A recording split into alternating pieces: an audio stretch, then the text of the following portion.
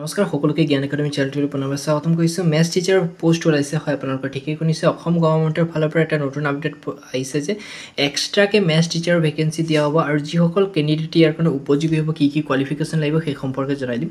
পোনপ্ৰথমে এই টিচাৰৰ কাৰণে আপোনালোকৰ BEdটো কম্পালচৰি লাগিব, যোনটো আপাৰ লেভেলৰ কাৰণে, আৰু আপোনালোকে হাই ছেকেণ্ডেৰী টেট বা আপোনালোকৰ গ্ৰেজুৱেট মানে যোনটো হাইস্কুলৰ টেট হয়, মানে UP টেট, সেইটো কোৱালিফাই হ'ব লাগিব।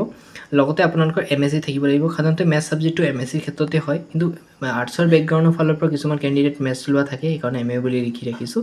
এই কোৱালিফিকেশ্যনকেইটা আপোনালোকৰ থাকিব লাগিব। এই তিনিটা কোৱালিফিকেশ্যন থাকিলে আপোনালোকে এই পষ্টৰ কাৰণে এলিজিবল হ'ব, তথা উপযুক্ত মানে হ'ব, ঠিক আছে। লগতে এক্সট্ৰা যিবোৰ মানে ধৰি লওক ডমিচাইল চাৰ্টিফিকেট, আপোনালোকৰ ধৰি লওক PRC, এইবোৰ ডকুমেণ্টৰ কথা মই কোৱা নাই, কিন্তু মেইন যোনটো আপোনালোকৰ মানে এডুকেশ্যনৰ ফালৰ পৰা এই তিনিটা ডকুমেণ্ট মানে মাষ্ট বি ইম্পৰ্টেণ্ট আপোনালোকৰ লাগিব, তেতিয়াহে মানে আপোনালোকে এই টিচাৰ পষ্টৰ ভেকেঞ্চিত খালী হ'ব পাৰিব নে মানে কমাব পাৰিব।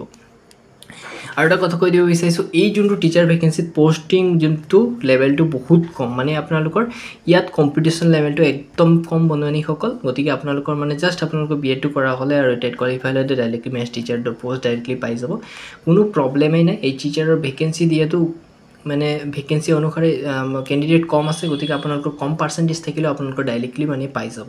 গতিকে টেনশ্যন ল'বলগীয়া কথা নাই। মুঠতে আপোনালোকে ধুনীয়াকৈ আপোনালোকৰ এই মানে ডাটাকেইটা ক্লিয়াৰ কৰক, এডুকেশ্যনৰ এই মানে এক্সপিৰিয়েঞ্চকেইটা ক্লিয়াৰ কৰক, তেতিয়া মানে আপোনালোকৰ ডাইৰেক্টলি কি হ'ব, মেথছ টিচাৰ পষ্টৰ কাৰণে এলিজিবল হৈ যাব। ঠিক আছে, ইমানেকৈ খবৰ নেক্সট ভিডিঅ'ত বাকী আপডেট থাকিলে জনাই দিম। ধন্যবাদ।